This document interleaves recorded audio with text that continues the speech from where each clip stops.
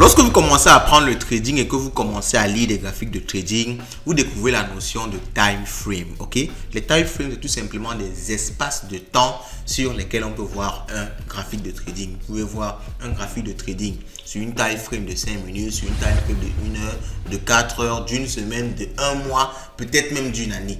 Alors, lorsque vous découvrez ça, beaucoup de débutants, et je reçois cette question chaque jour, quelle est la meilleure time frame que je dois utiliser pour pouvoir être plus rentable en trading?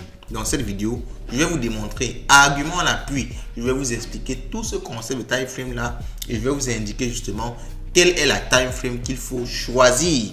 Vous allez même peut-être découvrir qu'il ne faut pas juste choisir une seule time frame. Laissez le like de la vidéo, laissez le commentaire du jour qui est time frame en trading et allons-y, let's go. Bon.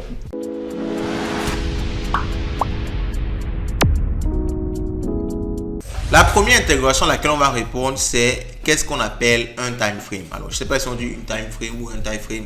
D'ailleurs, c'est un mot anglais, c'est même pas un mot français. Si on doit traduire ça en français, on va dire intervalle de temps. Ok, espace de temps, intervalle de temps. Alors, vous allez voir ici que lorsque vous êtes sur TradingView et sur la majorité, n'est-ce pas, des plateformes qui vous représentent des graphiques, vous avez ici plus haut là en haut à gauche, vous avez ce qu'on appelle les différentes time frames. Vous avez 5 minutes, 10 minutes, 15 minutes, 1 heure et vous avez les secondes, il y a même les secondes. Et vous pouvez avoir les jours. Vous voyez ici, il y a les jours, 1 heure, 2 heures, 3 heures et puis vous avez les semaines, les mois, 6 mois, 12 mois et vous avez même les custom time frames. Vous pouvez décider de voir des time frames de 3 jours, de 2,5 jours, ça dépend de vous. Alors, qu'est-ce que ça représente exactement? Ça représente tout simplement le nombre de temps qu'une bougie prend pour se former. Vous allez voir sur un graphique, on a affaire à des bougies japonaises. Ok? Donc, pour une bougie comme celle-ci, vous allez voir, on va essayer de zoomer. La bougie commence ici pour se terminer là. Ça, c'est pour une bougie haussière. Pour une bougie baissière, ça commence là pour se terminer ici. Et le temps que ça prend pour commencer et se terminer, ok, c'est ça la time frame là, le time frame bien la time frame. Vous allez m'excuser. Alors, donc si par exemple vous avez mis une time frame sur 5 minutes, comme c'est le cas maintenant, ça veut dire que pour que cette bougie se forme, ça prend 5 minutes. Ça veut dire 2 bougies 10 minutes, 3 bougies 15 minutes et vous avez compris la logique. Donc c'est ça qu'on appelle time frame. Alors maintenant que vous connaissez la définition de time frame, il est important de voir les différents time frames qui existent. Alors, vous avez pu le voir ici qu'il y a des time frames sur 5 minutes, sur 1 heure. Mais là, je vais plutôt parler des catégories de time frame. Parce qu'on peut catégoriser ces différents time frames là en plusieurs sous-catégories ou du moins en plusieurs catégories de time frame. Et ce sont ces catégories là qui vont nous aider à améliorer notre trading. Et comme le titre de la vidéo l'indique, à gagner beaucoup plus grâce à la maîtrise des time frames.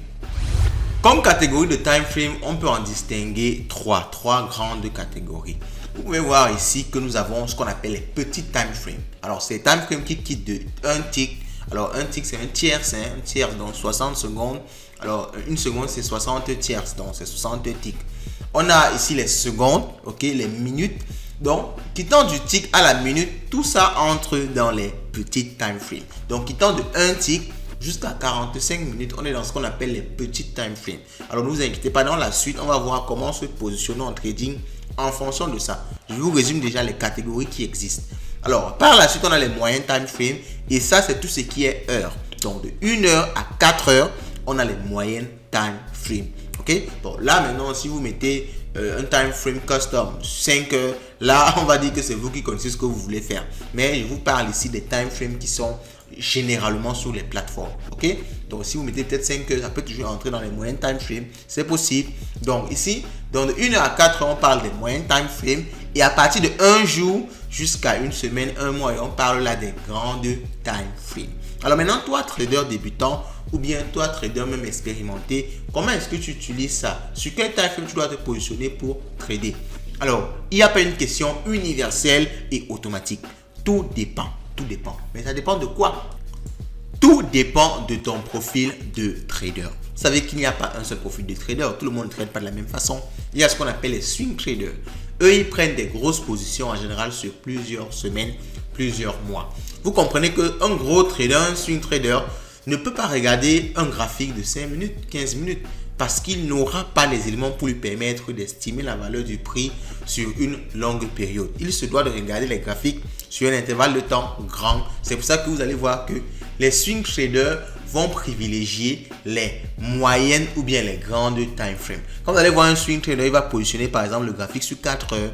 Ok, il va positionner le graphique sur 4 heures parce qu'il souhaite voir un peu l'évolution générale du prix sur 4 heures pour pouvoir estimer comment ça va se comporter dans une semaine, dans 2 semaines. Ou alors, il peut décider de voir ça sur un jour. Vous voyez que sur 4 heures, le graphique est haussier.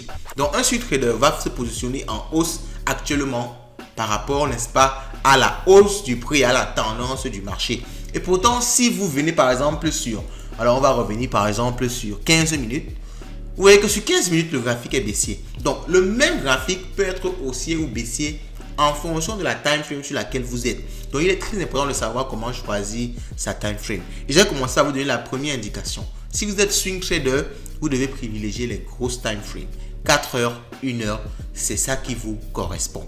Maintenant, si vous êtes day trader ou bien day trader, c'est ceux qui traitent plus le jour. Donc, ils veulent faire des trades rapides de quelques heures, quelques minutes, quelques heures. Eux, ils doivent privilégier les time frames beaucoup plus courts. Mais il y a un élément très important. C'est une règle que j'ai sortie et qui est vraie.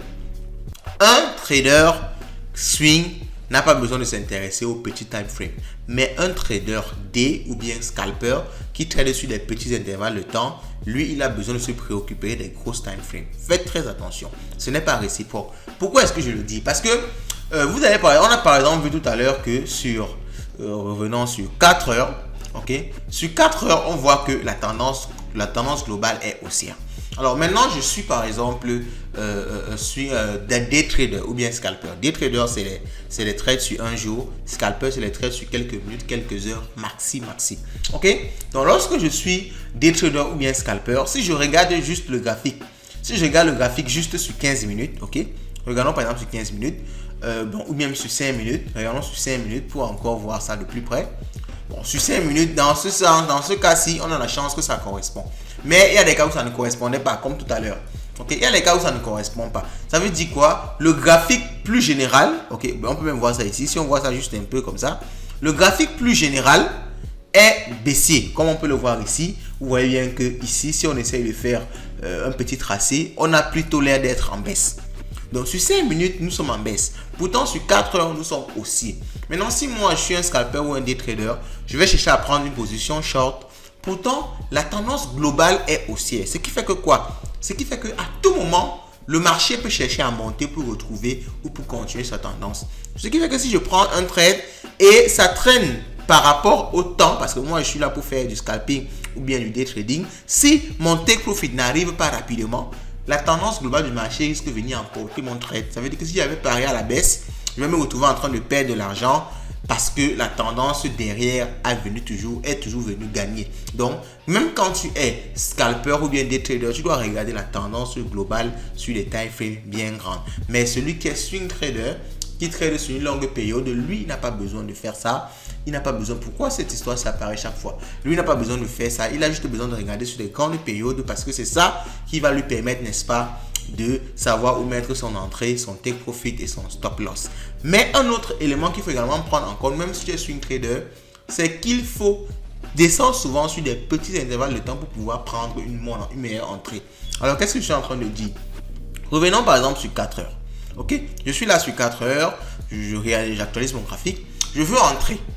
Quand je mets ici sur 4 heures, je suis à 68,028. Ok, c'est une entrée que j'ai par exemple. Alors, revenons maintenant sur 5 minutes par exemple. Sur 5 minutes. Je vais voir que sur 68,28 là, 68,28 où j'étais tout à l'heure, 68,28, je peux voir 208, c'était quelque part ici. Ok, vous voyez que je peux voir que, ok, ici, 68, 208, c'est quelque part là. Ok, je peux voir que je suis au niveau de cette mèche-ci. Et entre au niveau de la mèche, s'il y a une petite correction, on peut venir retoucher cette mèche. Donc, je vais chercher à entrer juste un peu plus bas que la mèche. Donc, par exemple, à 68, 179. Je ne sais pas pourquoi cette histoire s'y apparaît. C'est la première fois que ça me dérange à ce point. Donc, je vais chercher à entrer juste un peu moins que 68, 208 pour que cette mèche-là, je sois en bas de cette mèche-là. Mais sur un grand intervalle de temps, je ne peux pas avoir ça.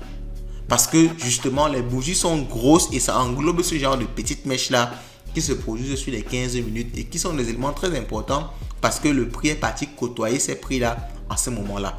Donc, même pour le swing trader, il est important de descendre sur des petits intervalles de temps. Cette fois-ci, Pas pour faire son analyse du trading, mais plutôt pour chercher les bons prix d'entrée, pour chercher des entrées qu'on appelle souvent des entrées snipées. Tu deviens un sniper, tu regardes l'entrée exacte à la virgule près, qui peut te permettre, n'est-ce pas, de mieux entrer, de moins te faire stopper et d'avoir un meilleur take profit. Donc, en fonction de ton niveau, en fonction, n'est-ce pas, wow, ça c'est quelle bougie qui vient en live pendant que je suis en train de faire la vidéo. C'est une énorme bougie ça. C'est une énorme bougie. Ok, donc ça c'est un détail qui vient pendant que je suis en train de faire la vidéo. Et ça continue à monter, incroyable. Ça continue à monter. Bon, pour ceux qui ont acheté du Bitcoin, ils sont vraiment... c'est énorme. Une énorme bougie. Bon, c'est sur 5 minutes. C'est pour ça qu'il faut souvent réduire l'intervalle de temps. Vous voyez que je reviens sur ça. Et vous voyez que sur 1 heure, ça ne semble pas si grand. Mais sur 5 minutes, la bougie était tellement haute. Donc, c'est pour ça que également, c'est même un exemple qui est venu corroborer un peu tout ce que je dis. Donc, en fonction de votre type de trading, vous devez savoir que vous pouvez varier, vous devez même varier les intervalles de temps pour voir un peu le graphique sur plusieurs aspects. Ça vous permettra de mieux entrer, de mieux mettre vos stop loss, de mieux mettre vos take profit et tout simplement de mieux trader et de faire beaucoup plus d'argent. En tout cas, dites-moi en commentaire ce que vous pensez de tout ça et on se dit à la prochaine.